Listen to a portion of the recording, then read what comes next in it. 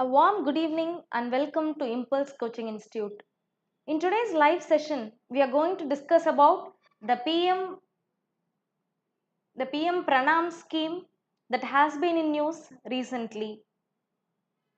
Share this video among your friends and let them join.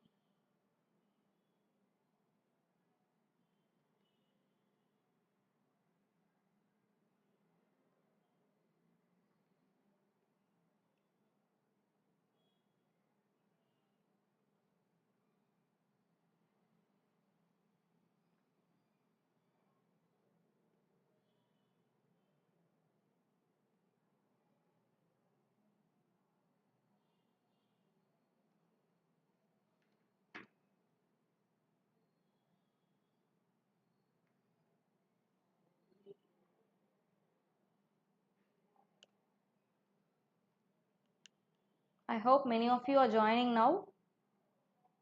So again, a warm good evening and welcome to Impulse Coaching Institute. In today's live session, we are going to discuss about PM PRANAM scheme that has been in news recently.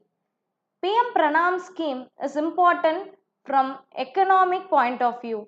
So it proves useful for UPSC civil service examinations, TNPSC mains examinations, for Group 2 mains, Group 1 prelims and Group 1 mains. And it is also useful for SSC and banking.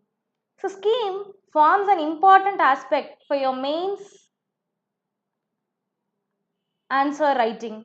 So without any further ado, let's learn what is PM PRANAM scheme, what are its objectives, what is the need for the scheme and how it will reduce the chemical fertilizers.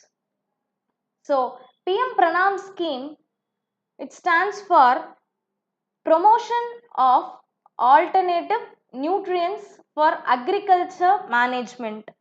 That means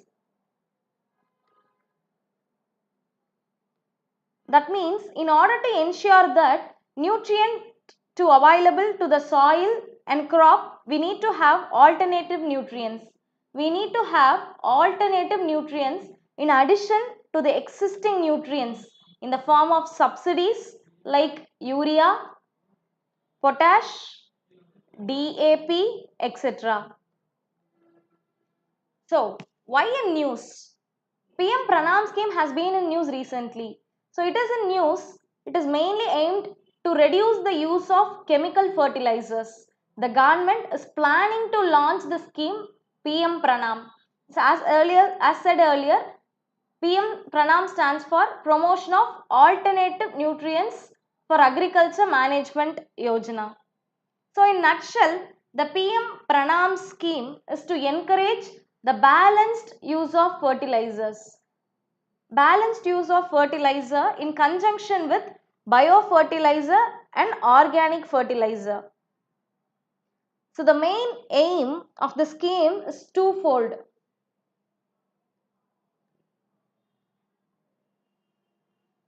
One is from environmental aspect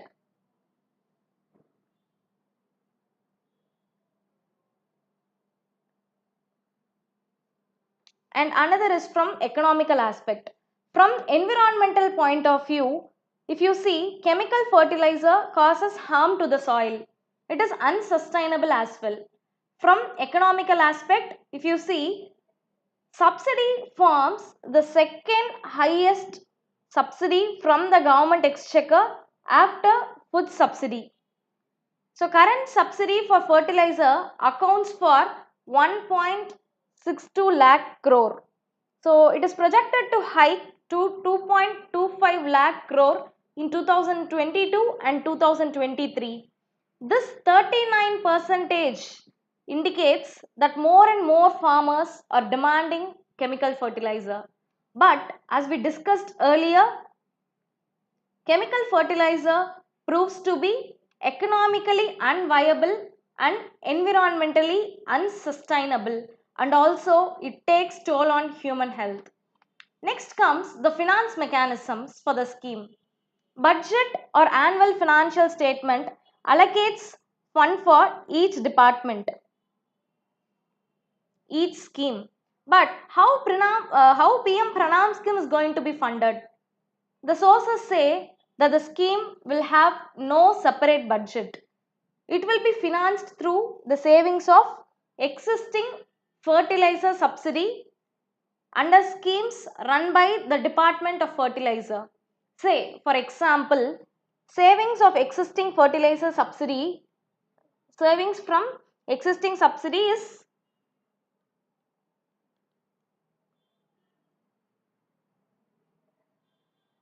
1000 crore. 50%, that is subsidy savings, 50% of the subsidy saving. This is subsidy savings. So 50% of the subsidy savings, that is 500 crore, will be passed to the states as grants. Okay. So 50% of this 1000 crore, that is 500 crore, will be at the hands of state now. Okay. Okay. So how the state is going to use this? So 70% of the grant, that is grant is 500 crore. 70% of the grant is 350 crore. So this 350 crore will be used for asset creation. This asset creation includes investing in technology. That technology should helpful to find alternate fertilizer as envisaged in PM Pranam scheme. Remaining 30% of the grants are given as incentives. That remaining 30% accounts for around 150 crore. This will be given as grants to the states, given as incentives to the farmers, given as incentives to the panchayats who encourage biofertilizer and organic fertilizers and reduce the use of chemical fertilizer.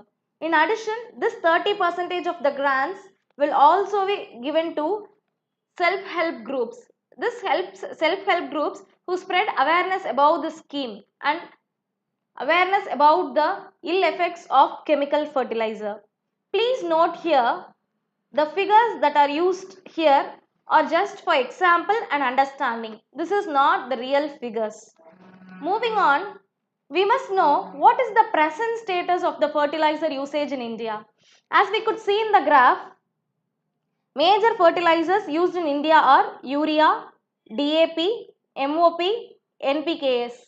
DAP stands for diammonium phosphate, MOP stands for muriate of potash, NPKs stands for nitrogen, phosphorus and potassium fertilizer. The data provided in the blue bar indicates the fertilizer usage in 2017 and 18. The orange one indicates the fertilizer usage in 2021 and 22.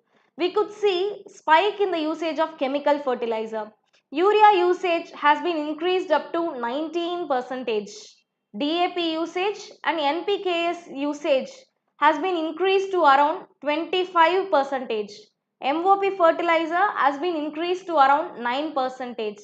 This clearly shows the demand for the chemical fertilizers in India. So here are the more data about the fertilizers in India. You can use this data in your mains answer writing as well. As you could see, India is the second largest consumer of fertilizer fertilizer after China.